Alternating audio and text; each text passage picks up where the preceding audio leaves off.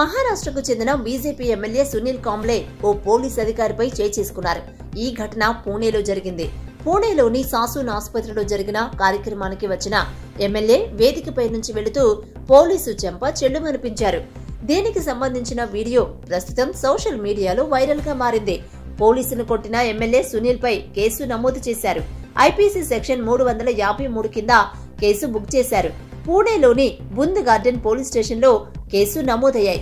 ఘటన జరిగినప్పుడు వేదికపై మహారాష్ట్ర ఉప ముఖ్యమంత్రి అజిత్ పవార్ కూడా ఉన్నారు. ఈ వీడియోపై ఎమ్మెల్యే సునీల్ స్పందించారు. తాను కావాలని అతన్ని కొట్టలేదని, అతను తనను నెట్టాడని ఆరోపించారు.